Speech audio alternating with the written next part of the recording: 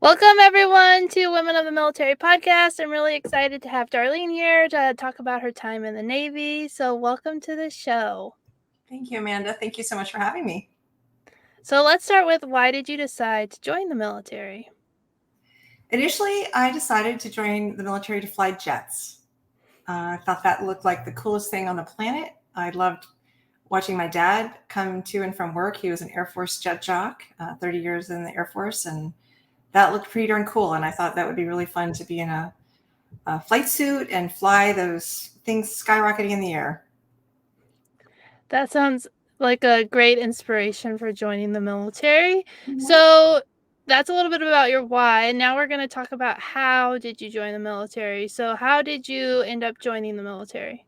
So I received a scholarship, an ROTC scholarship right away. Interestingly enough, I received a Marine Corps scholarship. I thought I was applying for a Navy scholarship.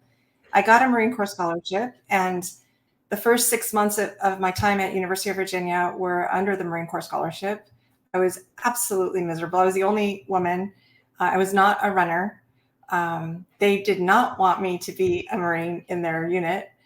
It was not fun. It was not easy. I remember actually, Amanda, this is a true story. I called home somewhere 2 or 3 months in and I said, Mom, I'm going to drop my ROTC scholarship and I'm not going to do that anymore. And she said, okay, honey, moms are so sweet, right?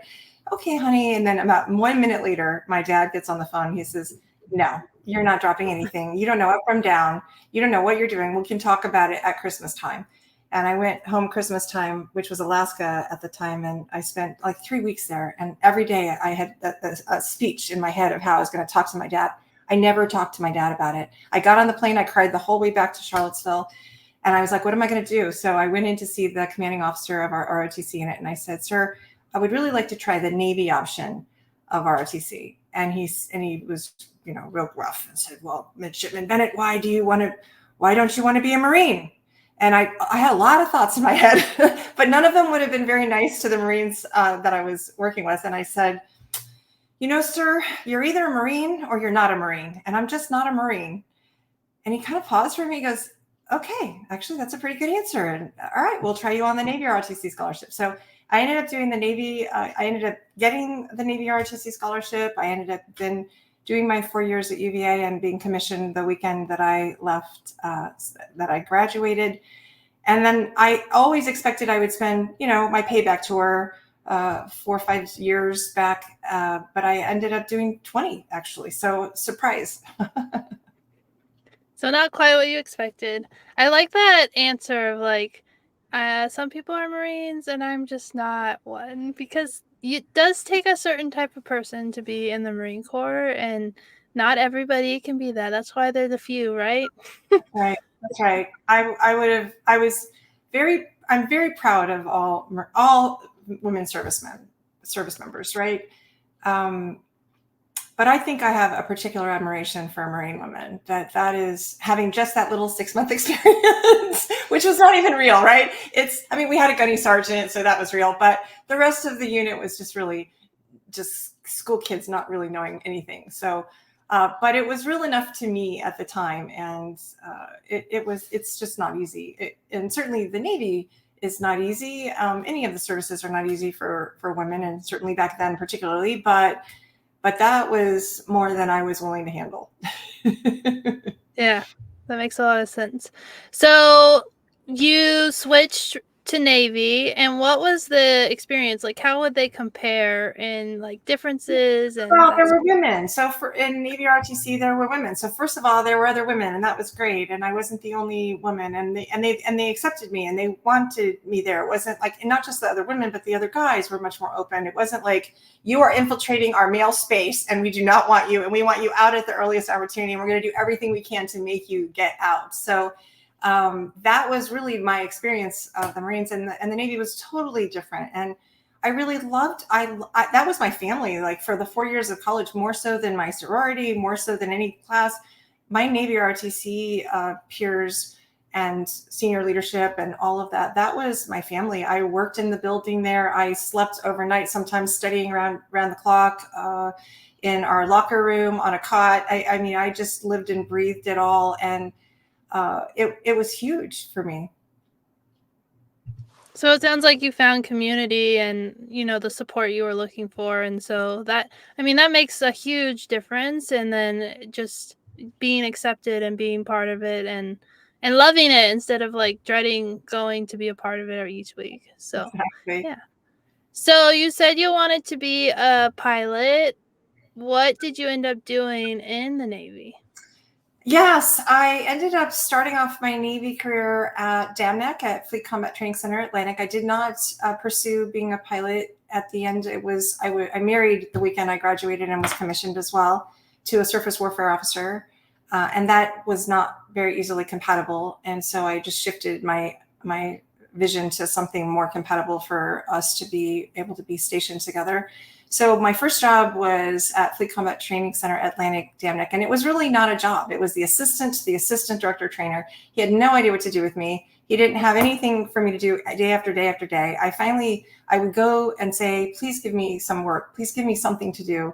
And they really had nothing. Finally, I was able to talk to the commanding officer at one point, just briefly, and I said, sir, I really don't have a job. I am very capable and I would really like to do something meaningful. You're wasting valuable resource and please give me a job. So they ultimately then made me the public affairs officer for the base. And I thrived on that. That was great. And I enjoyed that and thought, oh, this is what I want to do in the Navy. I want to be a public affairs officer. So I put in a package actually to become that designator. And while that was going on, they moved me into a new role, the student and quota control officer job. And this was my first division officer job. And I had an opportunity to do leadership. And I absolutely loved that. That was an amazing experience. I had a great chief and senior chief and just an amazing opportunity. So I realized that at public affairs, you don't get to do leadership and you don't get to be division officers. And so I pulled my package out and said, okay, I don't want to do that. From there, I went to the Pentagon, actually, and was an intern for the Joint Chiefs of Staff under General Colin Powell and Secretary Cheney. And that was a remarkable, I can't even describe what a difference this was for me, because I went from being amongst a group of people that are probably very normal in the Navy to being in a team of everyone in my office made flag. Like they were just the cream of the crop. They were beautiful human beings. They were so amazing to work with. They were very careful, even though I was one of two women and I think we had 600 people. And even though that was the case, they were very careful. My boss was very careful no one was ever to ask me to make coffee or cut a cake or anything that was even remotely domestic in nature. I got a chance to do some amazing work in an operation. We were in the Joint Operations Division of J3, essentially, so operations. So that was amazing. From there, Let me stop you. I get to ask you questions. So that sounds like a really unique and interesting job. Did you have to apply to do that job, or how did you get that opportunity? So it was something. I had an admiral that I had been singled out in the work that I was doing as a student and quota control officer. I had actually gone to brief the vice chief of naval education and training with our admiral boss on some things that I told them they were measuring wrong. I basically said, you're measuring this, that doesn't make any sense. You should be measuring that, and here's why, and here's the difference. And they thought that was actually brilliant because someone, one, told them that they were wrong, but two, it showed them what they needed to be doing. And that was based on like flow charting and process control and customer service things. But he had asked me several times to be on his staff, to be his aide. And I mean, I know this was just not a good vibe. Like I just felt a very flirty vibe from the admiral and decided that was not something I just didn't want to do. So I told him repeatedly no. He asked me 6 times. And I said, I'm sorry, it's just not what I want to do. And that's a very career enhancing job to be an admiral's aide. So to say no was not necessarily great for my career, but it was what I thought was best for me. And so then he said, okay, well, if you won't come work for me, would you be interested in being an intern on the Joint Chiefs of Staff? I'll nominate you for a very special program. And I said, I would love that. So that ended up being how I got that job. Yeah, but I think it's really interesting that you were very firm in like what was right for you, and like sometimes people get focused on like what's right for their career and they don't think about like how like work life balance or just, what the right situation, the right boss. And so that's really amazing that you were able to, at such a young age have that wisdom to be like that seems like such a great opportunity, but also it could like, ruin me as a human. And so and that's awesome that he didn't like hold a grudge and was able to help you in another way and give you that Yes, opportunity. I appreciated that very much. You're right. Thank you. Yeah. So after that job, you were gonna tell us what you did next. So can you tell us what you did after Yeah. that? So when I was an intern at the Joint Chiefs of Staff, I had, they were offering me a lot of different jobs, but I really wanted an officer in charge job. And my detailer said there are no officer in charge jobs in the area. Sorry. And I just said, okay. And so they said, would you like this job? And I said, no, thank you. And in the meantime, I'm calling every single personnel support detachment in the area. There were 16, and I'm running through my list. And I actually get to one of them, and the officer in charge was somebody I had worked with in my very first job. And she says, I'm here, but I'm about to go be, I think she was going to be an admiral's aide for a different admiral. And she said, I think I'm going to be rolling early. And so while it doesn't look like my job is going to open up, I think it's going to open up. And I said, please tell your boss I would like your job. I'm sure you'll get the job, and I'm sure. So a lot went into making that happen. She told her boss, my boss talked to the detailer, everybody talked, and because it wasn't actually being broadcast yet, as soon as it became available, they slated me for that. So I worked really hard, and I was super excited to get that job, because then I was experiencing leadership in what was just an amazing job. I had thousands of customers, right? I had a staff of about, I think there were about 60 people, and they ranged from 18 to 65, and they were civilian and military, and they were men and women, and they covered all sorts of different cultures and different kinds of demographics. And this was a very interesting tour for me because, it was my first big leadership role. Yeah, and you talked about something really important. Like they were like, "There's no jobs," and you're like, "Okay, that's nice. I'm gonna go and call everyone and see if I can find a job." And I think you had two things: you knew what you wanted, and then you did all the work. Because sometimes I think people are like, "Well, I'll just put what I want to do on my like, whatever the form that goes to." The people picking out jobs, and then I'll just sit back and wait, and hopefully, like everything will work out. But you took the initiative to be like, I need to find something. I want this job. There's got to be a one out there. I'm going to just start making phone calls and doing that work. So, I mean, that makes sense why you were able to get it cuz you did all that work, and sometimes you have to do all that hard work to get what you want. I agree. I couldn't agree more. You can sit around and wait and be handed whatever they offer you. At the time, it was really hard for me to say no to my detailer because she offered me a couple positions and she was not happy that I was saying no. She would say, well, I don't have to ask you, right? I'm like, I know. Would you please bear with me because I really think that there's this opportunity coming around the corner. So she ended up working out with me. Yeah, that's good to know as well. Like there is some flexibility in working with people and like building that relationship. And I mean, sometimes you get an assignment, it's not what you want to do, but sometimes you can work with your detailer and figure things out and find stuff that works for you. So I think that's really great. So after that job, what did you do next? Yeah, they offered me the most amazing job, which is, hey, do you want to go be a student, go to Monterey, California, and go to Naval Postgraduate School and get your master's? And I said, oh my gosh, yes. What am I going to owe you for that? And they're like, oh, just a 3-year payback tour. I can't even imagine a better deal. A lot of people, when I got to Damnick, my very first job in the Navy, said, oh, you're at a shore station. It's a training command. You need to work on getting your master's. And I had just graduated from UVA. I was exhausted. That was not an easy school for me. It was, I was like, I'm never reading another book again. That's kind of where I was coming out of college. Like, I am so done with school. So no, I was absolutely not interested in working on getting my master's at night. I'm like, if I'm going to get my master's, you're going to have to send me as a full-time student. So that when that came around as an offer, I was elated, and that's when I went to Monterey, California, and I got my master's, and it was in manpower personnel training analysis, it was really an MBA with a lot more analytical and math work, actually.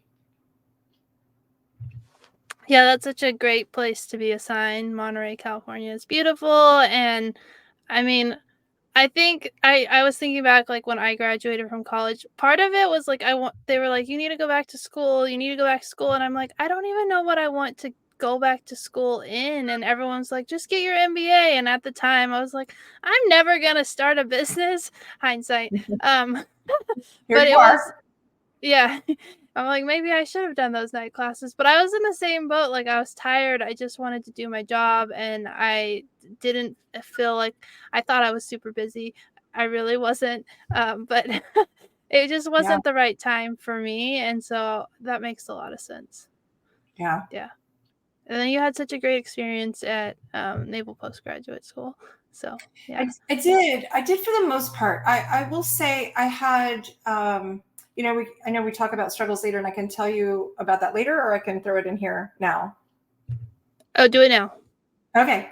So one of the things I discovered, I had had a great camaraderie with my unit at Navy ROTC. I had good working relationships with all the people that I worked with in both in all my other jobs. I had a little bit of an issue in my officer in charge position and with a couple of chiefs who did not want to be working for a woman and made that really clear. So I was very delicate and careful with their egos and learned a lot from them. Always learned a lot from my senior enlisted, but also learned how to navigate that as carefully as possible. But when I got to Naval Postgraduate School, we took off our uniforms. We wore them, like, I don't know, once a month, I think. And in a civilian setting, what I discovered sort of broke my heart. I had all of these men around me that were my peer group saying, "I don't think women should be in the military at all. You should be barefoot home and pregnant in the kitchen." And I was just like, "Excuse me, what?" And they gave me all the reasons. "Oh, your periods and this." And I'm just like, what decade are we in? Are you kidding me? I just couldn't even get over it. It was so frustrating. And they showed no respect for me as an academic student or as a professional.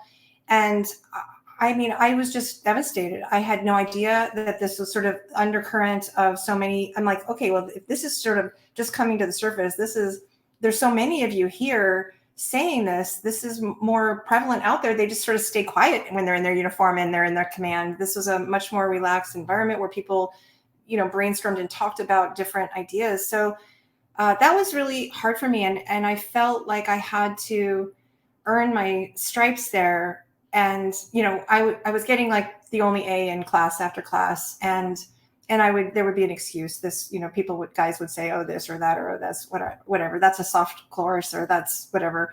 So we took a class in multivariate analysis, and it was known to be the hardest class in our entire curriculum. And it was hard. And we had to do this particular analysis. And it was a DARPA study, and I had done the analysis of this, and the math was wrong in the study. And I'm not really anything special with math, but I had looked at the integral, and I'm like, they were comparing training from the academic environment versus on the job training, and they had not done the math right. So I am presenting in class, and I present that the math is incorrect, and I think they came to the wrong conclusion. And the professor's he's like used the same study for 15 years. His eyebrow raises, and I'm like, oh my God, what have I done here?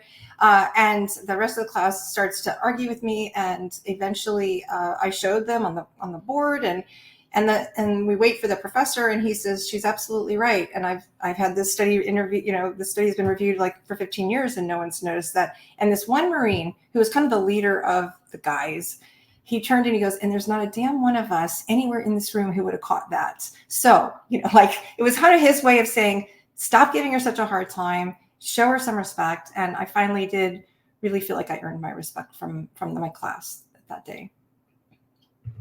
Yeah, but it's so hard to hear, like, stories like that because you shouldn't have to earn it. Like, you should have earned it, just by the fact that you were there in the program, and it's interesting how taking off your uniform and being in civilian clothes, like, really affected the dynamic and changed, the whole environment.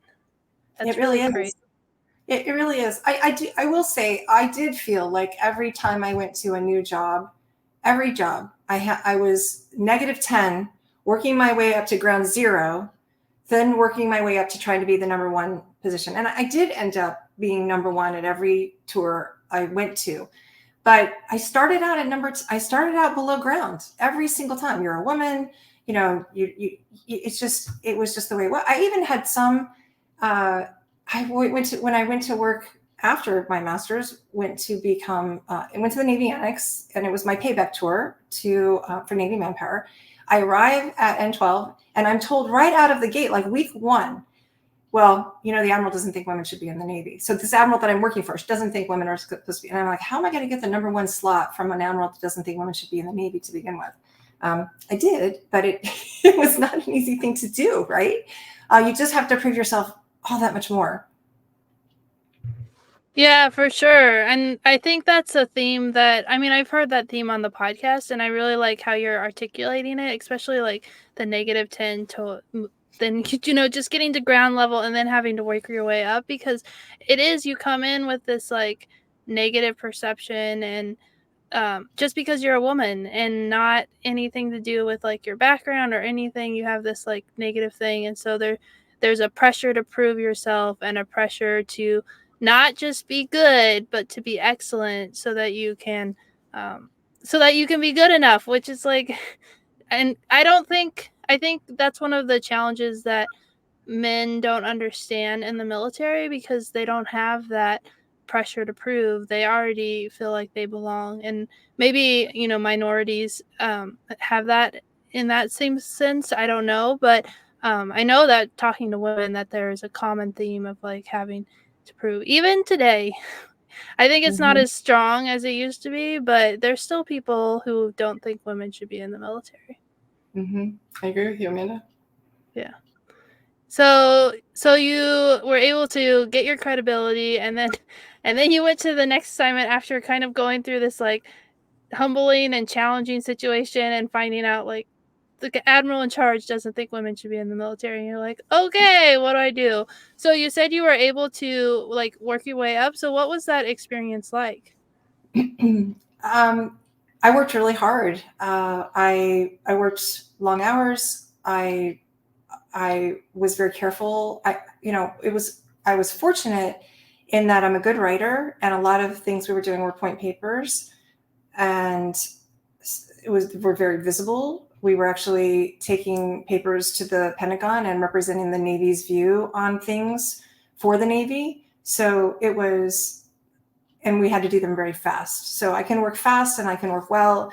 I'm quick, but it was a little bit of a pressure cooker. But I had a great boss. I had a great boss. I had a couple of great bosses there. And in fact, while I was there, my I had baby number one at Naval Postgraduate School, first daughter, and then I had my second daughter while I was at the Navy Annex. And during that tour, the Navy decided all women are going to sea. Like, it doesn't matter if you're a general unrestricted line, it doesn't matter what you've been doing in your life, you're all going to sea. Pick your aircraft carrier. You're going to be a training officer on board or an admin officer on board or whatever. We need more people at sea. Well, I had just had my second daughter, and she had a very tough birth. She was in extremis for 11 minutes. Her APGAR scores were 0, 0, 0 for 11 minutes. They almost pronounced her dead. So when she finally, got out of the NICU and went home with me, and we're just still having her checked regularly. Is she going to hear? Is she going to walk? Is she going to have seizures? We just have no idea. I was just frantic and worrying about her. But I told my boss, I'm getting out. That I'm putting in my letter of resignation. I'm out. And he said, Darlene, I really want you to reconsider that. I said, I can't do this and have these children. And initially it was just about being able to take care of them and stay at home with them. But then when they were talking about going to sea, I was like, yeah, no, I'm out. So I actually did put in my letter of resignation. But initially he said to me, you know, your half day is better than other people's 2 days. So if you would just give me a less than a normal, like you don't have to work 12 and 14-hour days. You can work a 6-hour day and give me more than most people. So could you just kind of bring it back? And he would come by my desk. It was, 1700 or 5 o'clock. And he would say, what are you still doing here? I'm like, well, I've got this point paper and it's due today. And he goes, go home. I'm like, it's not done. I don't care. Go home. Like he was all about taking care of me in a way that was really beautiful. At some point in time, he put me in touch with a detailer who said, you don't have to get out of the Navy to not go to sea. You can become in fact, I'll send you to a new command. I'll send you to command and you can oversee a Navy operational support center and take care of our reservists. How does that sound? I was like, that sounds great, actually. So I ended up staying in, but I was at the 12-year mark. I had actually been deep selected early for lieutenant commander or 04. So I was on a fast track. I hated to get out, but I was not going to leave my daughter and go to sea when I didn't even know how she was going to be. So that was a great alternative. And so my next job was a very interesting, and one of my favorites was to be commanding officer of the Navy Operational Support Center in Orange, Texas. I love hearing the support that you got from leadership, and especially when he's like, go home. And you're like, but go home. You've already done enough today. And that he saw the value you were providing and was like, you need to take care of yourself. You need to take care of your family. And like, it's great that you're pushing really hard, but you're pushing yourself too hard. He kind of like, enforced self-care. And the Navy was still getting, more work out of you than someone else who maybe was working later or whatever. But it's not really the hours, it's the amount of work that you do. And so he recognized that. So that's really great. And I like that a lot of people, because the retirement system's changed. So I think looking at like those decisions now would be very different than, back then, because the retirement system was, all or nothing. And now it's totally different. But to be at 12 years and to be like, I need to take care of my family. I need to, like, I love the Navy, but I need to take care of my family and how important that is. And that you were able to get support. So many times you don't hear good Right. stories like that. So, yeah. So tell Yeah. us more about that job and like how, you're a semi new mom because your kids were really pretty young still, and you're trying to manage, that job and the transition. And as your younger daughter got older, I'm sure she became more stable, and that made life a little bit easier. But what was that like? So I found, for me, my first daughter did not do well in daycare at all, and she just was sick all the time, and she wouldn't sleep. Kids are supposed to nap like half the day or whatever. She just didn't sleep. So I initially shared a nanny with a gal down the street. We had a nanny that she brought her little boy over to our house, and the nanny came to our house, and we had both the kid, then ultimately the three kids in the house. When I went to Orange, Texas, I got another nanny, a great nanny. We're still in touch today. Amazing. And part of my requirements for my nanny were not just taking care of the kids, but also taking care of me in some ways. It was, I'm going to go to work and I'm going to come in. And when I walk in the door, I want there to be dinner. It doesn't have to be on the table, but dinner's ready so that when I walk in, I can start playing with the kids. And then the nanny leaves, right? They don't live with me, but they leave. We do dinner together and we play together, and we I tuck them into bed. But they would do things like, go to the post office, get groceries for me, get mail. It was like having a housewife. It was like having a domestic god around me. It was so fabulous, or a house husband. So super helpful for me because I just needed that support. In fact, I did silly things like my youngest, they wanted to do karate. they were little. And I was like, okay. So I talked to the karate instructor. I'm like, look, I'm without my kids most of the day, and I really would just like to take karate with them in this little tiny class with these little tiny kids. Can I do that? Because I just don't want another hour away from them. And he said, sure. So I was the only adult grown up in a class of little peewees doing karate. I mean, it was just I did silly things like that to make sure that I had time with them because they were the priority. But my job was hard. I loved my job. I had 16 acres. I had 6 warehouses. They used to build military ships there, and we were on the Sabine River. It was just amazing. There was a bit of an issue, however, because I was the first woman commanding officer there, and I did not know that going in. I get there, and all of a sudden, this is a really big deal. This is front news newspaper. This is TV. This is like 3 times a week I'm on in the newspaper, and I'm just like, oh my goodness, let's just stop talking about the fact that I'm a woman here. But after being there a little while, I understood like there weren't even a lot of women that had degrees in this little area of Southeast Texas at the time. There were clubs for women that had degrees. I had speaking engagements. They were asking me to speak all the time, several times a week, and but I had issues with some of the men just not having respect for a woman leader. So I was trying to think of what could I do to earn respect. And I challenged everyone. I had 120 people working for me. I challenged all of them in the command to a physical fitness test. Push up for push up, sit up for sit up, like not girl versus boy, like just 1-to-1. And anybody who beat me would be awarded a soda of their choice. I mean, it was just sort of for fun, but that was that. And of course, this was my first physical fitness test after my C-section. So I hadn't done a PT test since then. And I'm like, what have I done? What have I gotten myself into? But I did that physical fitness test daily, twice, every morning before work, and until we had the physical fitness test. And that day, I had guys going off to buds, and they were like, "Bring it on, man! We can't wait to take you down." So we had the physical fitness test, and this one guy comes running over, the Navy SEAL wannabe buds guy, and he turns to me and goes, I did 100 and I think it was like 126 push-ups, ma'am. How many did you do? And I turned to my counter because I thought I knew, but I wasn't really sure. You know, you're not always sure you're keeping track. And I said, how many did I do? And he said, she did 127. And he's like, what? So I think I did like 136 sit-ups, 127 push-ups, and I had a very fast swim time versus runner time. I actually ended up handing out a soda. It was to a woman whose run time was faster than my swim time. So that was really, really fun. And I enjoyed the heck out of that. That was a great tour. But I will tell you another problem. Like I had this judge reservist who would see me in the hallway, Amanda. He would walk up, he kissed me on the mouth, like, hello. And I'm just like, stop. What are you doing? And he said, I'm just saying hello.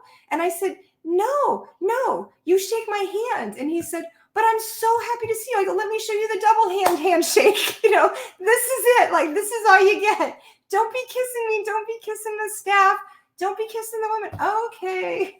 Anyway, that was just, and that had happened before. That happened in the Pentagon. I had an admiral kiss me on the mouth to say hello, and another one at the officers club. And my first command, I was like, what is wrong with you people? Like, I'm not your granddaughter.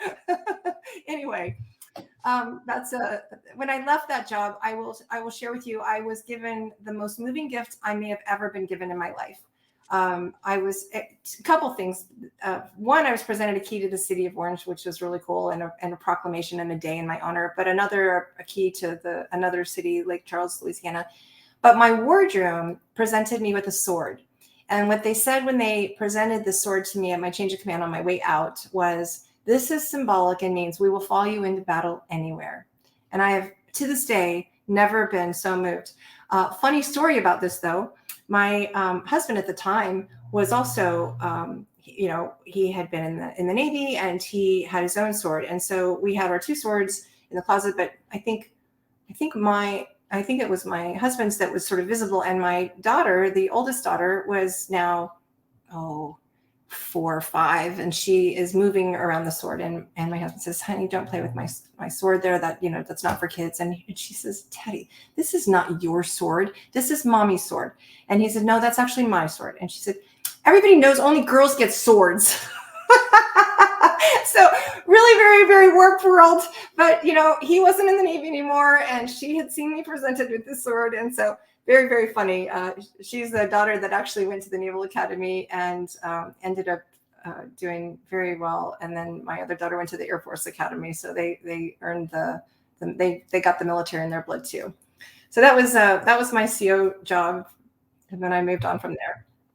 I think that's a really funny story. I was talking about Veterans Day a few years ago and said something about my husband, he's still in the military, and my son was like, "Boys can be veterans?" And I was like, "Yes. Yes, they can. I love that we are teaching you that girls are veterans." And he was like so confused. And so I think it's really funny that like how you're raised and like, you know, who your parents are and how that inspires your, you know, way of seeing the world. And I think that's another reason why it's so important for women to go out and like we're recording in November, but this will go live in January. But I'm planning to go to my son's school to talk about being a veteran for Veterans Day. And I got to do it last year, and it was so impactful.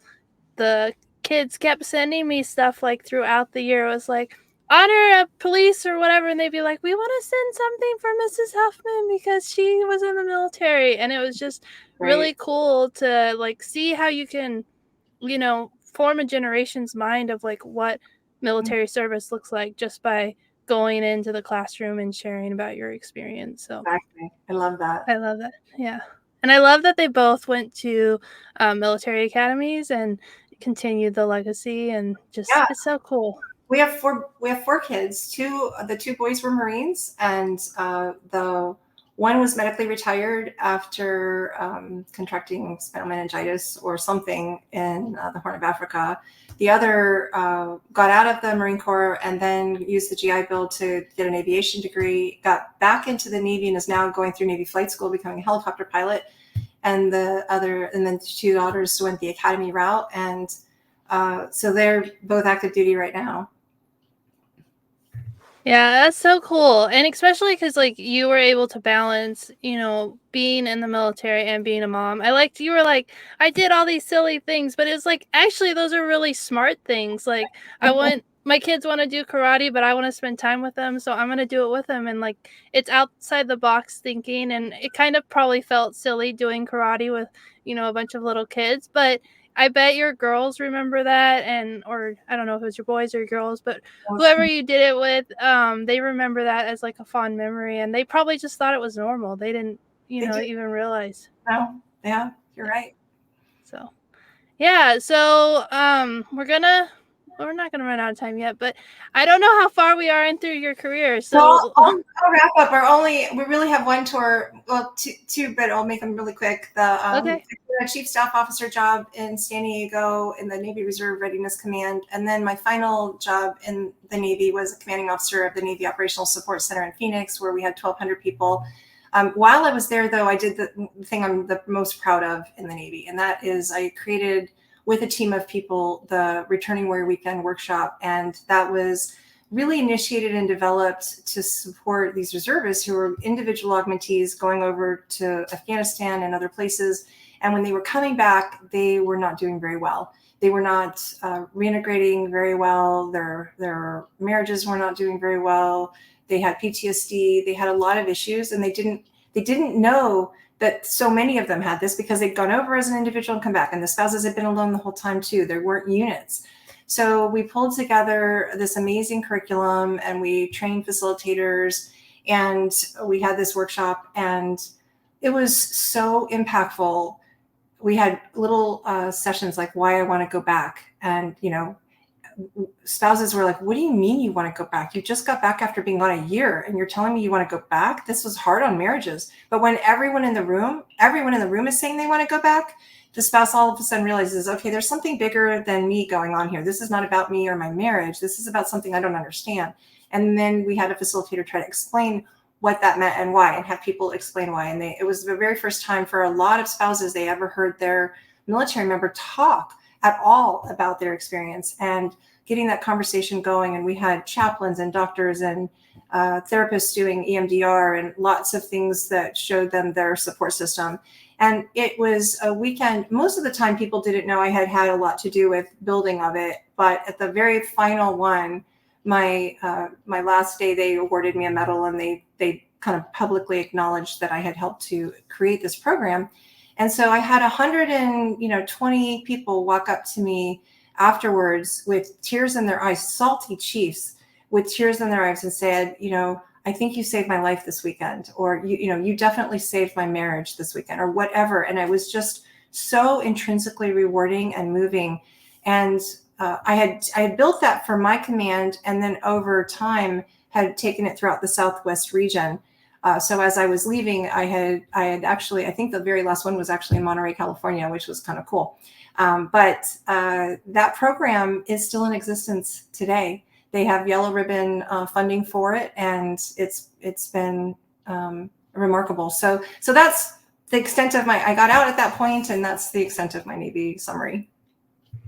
Yeah, that's really cool. And I think I was thinking about, I did a writing class, and it was with mainly military spouses, and I'm working on writing about my experience in Afghanistan. And that was one of the things they said, oh, reading this, I kind of understand some of the things my spouse has talked about, but hasn't like talked about. Like, he's just said stuff in passing, and it doesn't really make sense, but you're writing about like what it actually felt like. And I've never had a conversation, and it was kind of crazy and eye-opening to think about. But if have I actually talked to my husband in great detail about my experience? No, because it's just kind of like, unless someone's asking the questions, like what, like how do you even express how you're feeling? And so it's just easier to not say anything. So that's such a powerful program, and I love hearing that it continues on. What a legacy of something to not only like create, but like to finish your career with, and like see it continue today. Thank That's really you. cool. Thank you. It is really cool. I know one of the things you ask is like, was it hard to leave the military? It was hard to leave that program. And a lot of people were saying, come in and do this as a civilian then. But honestly, it broke my heart too, because I was hearing the stories over and over. And there's something called secondary trauma. And I needed to not be in it and hearing the stories anymore, because I'm a very, very empathetic person. And it was just sort of hurting my soul. So it was hard. It was leaving my baby. It was like, okay, you guys just take care of, I don't even want to see what you do with it. Like, I don't want to know. But I have kept in touch with people who were a part of that for many, many years on. And, it was just really neat. Yeah, you're right. That was my next question. What was it like to leave the military? Yeah. So, it was hard in some ways, because they wanted me to pick an industry. Okay, what industry do you want to go to work in? Well, I've done, I changed jobs every year to every 2 years for 20 years. And I've done a lot of different things, and I can do a lot of different things in a lot of different industries. So I could do something in construction or medical or operations or logistics or admin or whatever. And I just didn't know. And they're like, no, you have to pick an industry. I'm like, why do I have to pick an industry? I don't know. So I didn't really pick an industry. I just ignored that. And ultimately I had an IT leader look at my leadership resume and say, I need you. And I said, I know really very little about IT. I had an IT department that worked for me, but I did not get into the weeds of that. And they said, I can teach you that stuff. You can learn the language around that. That stuff's easy. I'm not having success teaching my IT people leadership. So let's do it the other way around. So I started off in the IT industry, and I remain there today, although I've done both the hardware and the network and security and data and voice side of the house. Then I went to be a vice president in McAfee and the software side of the house. I did a quick little squirt out of that because the girls wanted to go to a school called Culver Girls Academy in Indiana, which is in a town of 1,200 in the middle of nowhere. And I went there and said, this was the first time in my life I left the job and had no idea what I was going to do, and everyone wasn't following my career. And I was like, okay, this is all for you. I don't know what I'm going to do here, but I'll figure it out. And ultimately, I became the dean of their girls' academy. I was their dean, and they just did not like that so much. But I enjoyed that a lot and had an opportunity to really mentor. It was a leadership school, so it was a great opportunity to teach the staff about leadership and how to demonstrate that leadership and not just teach it in the classroom. I love hearing that you were like, I think sometimes when we get advice when we're leaving the military, people are like, they have the best intention, but then they're like, you need to fit in this box. And most military people do not fit in boxes. And so it's kind of like really hard when they're like, you have to fit in this box. And you're like, I don't like that box. And I don't want to be like, I'm like, I don't want you to tell me what I have to do and what it needs to look like. And there is so much like flexibility and possibilities. So it's kind of, I think it's like the military is trying to streamline it and they forget that we're individuals and it needs to not be so streamlined. So that makes a lot of sense. That's right. In fact, there's a funny story. When I was applying for the job of vice president at McAfee, I didn't meet any of the criteria. I mean, there was a laundry list of you have to be 15 years in architectural engineering. And the HR person said, do you have that? I said, no. Oh, do you have a big CRM and SaaS background? No. She asked me like 7 questions. I had no to all the answers. Then she said, okay, well, would you live in Santa Clara or Plano, Texas if you got the job? And I said, oh, no, I'm not leaving Arizona. I'm going to stay right here because my parents they've been 27 years in Alaska and they're finally right around the corner and I'm not moving. And she's just like, oh my gosh. So she was just like, you have a great resume, a wonderful life. You have a wonderful life, but this is not a good fit for you. Well, the CIO just kept saying, I want to interview her. And she's like, no, you cannot interview her. She doesn't meet any of the criteria. And he's like, I want to interview her. So he finally made her interview me. Like I finally got an interview with the CIO. And ultimately, many, many rounds of interviews later, ended up getting the job. And he said, hiring you was the best decision I ever made. But I will tell you, when I sat at the table with her, when she was giving me my hiring package, she was not happy about it. And when I then asked for a sign-on bonus, because he had said, ask for a sign-on bonus. Oh, I'm not supposed to tell anybody that. But anyway, so nobody will ever know that. Code of silence, everybody. Anyway, I asked for a sign-on bonus. She literally spit some Coke out her nose. She was so like, are you kidding me? Anyway, I got the sign-on bonus. Sometimes it's just knowing you can do the job and having the confidence and knowing that your skill set is right, even if the words on the paper don't match. So I would just say, don't limit yourself, because I actually heard what the job really was and it wasn't being reflected very well on paper. I love that. I love that you like stuck to who you were, and then I love that the HR person was like, "You can't hire her," and they were like, "No, we really want her," and he's like, "But she doesn't." It's like, yeah, well, And the boxes are there, but yeah. And I stayed in Arizona, and they could not believe it, but I did, and I did the job great. And you know, it was a really fun job and an interesting one, and one I'm really glad I had the opportunity to take. They were all about leadership, and it was great. But it was only because of my Navy career that I had the confidence to. I mean, I didn't have any background in software. I didn't have any background in a lot of the things they were doing, but I knew that their problems, and he actually said to me, you know, my problems aren't really engineering. My problems are customer service and process and leadership and communication and all the things that you do really well. So yeah, I can see that you would be a really good fit for this. They actually had to rewrite the entire job description before they hired me because they had to take out all those things that I didn't have so that they could even take me in.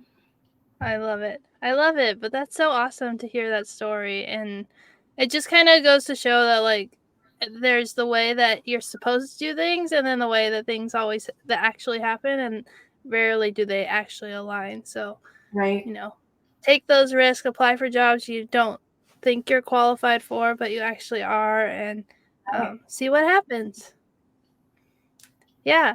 So, is there anything from your time either in the military or your transition that you wanted to cover before I ask my advice question? Yeah, what I'm doing today, I think, you know, the one thing I would say is that, you know, I am still doing technology, but I'm more recently very, very passionate, sort of like when I was doing the Returning Warrior Weekend. I'm as passionate today about what I'm doing as I was back then helping people, because I'm helping people to activate their GHKCU copper peptide, which activates their own stem cells. And this began because my husband has early Alzheimer's. And we went on a, huge search, including going out of country 4 times in a year to get IV stem cells. Didn't really make a difference. Hyperbaric chamber didn't really make a difference. And this little tiny patch, for anybody watching, which elevates your copper peptide, which is published and studied and double-blind placebo-controlled study to do amazing things, including help prevent cancer and fight cancer and help with lungs and help with heart and help with brain. It is phenomenal. And the activation of your own stem cells, there's nothing going in the body. So it's non-transdermal. It can be used with any modality and any kind of a therapy or drugs or prescriptions. It helps people. One of the things I want veterans to know is it helps people with depression, PTSD, any kind of physical pain, inflammation. Unbelievable. My husband's dramatically improved in so many areas. I got him back, actually. I had lost him out into a former shell of himself. And he is now back to being awake and funny and flirty and his personality again. But I wouldn't have if I hadn't have, I do my homework, I do a lot of research, and I study things I've looked at over the 90 clinical studies that are involved with this. And I would love for people to reach out for me. I would love to help people, especially veterans, especially women veterans. But, I've suffered depression. I've suffered PTSD. I can't only tell you, I was suffering from depression when I started wearing this patch, and it helped lighten my mood and alleviate that for me. So it's really remarkable. And you can just reach out to me at iamreverseaging.com. And I'm sure you'll put the link in your show notes. But that would be the last thing before you ask me what would I like to tell girls considering joining the military, which I think is your last question, right, Amanda? Yeah, it is. Yeah, thank you for sharing that. And I'll definitely put your information in the show notes so that people can find your info easily to reach out to you. But that sounds amazing. And there's so many technologies and things out there that people don't know about. So it's cool that you're working to spread the word and share about it and helping to, help people. I mean, your husband's back, and that's huge because, yeah. It's everything. And I'm not saying it's cured him but he's still got a long way to go. But I had lost him right into the shell of himself. So yeah, it's amazing. Yeah. Yeah, that makes a lot of sense. So I do like to end the interviews with, what advice would you give to young women who are considering joining the military? So what would you say? So I would say this. I don't know anyone. I know a lot of people that have served. I don't know anyone who regrets their military service. Many regret getting out. I hear that a lot. I wish I wouldn't have gotten out. I thought I should, but I really wish I wouldn't have.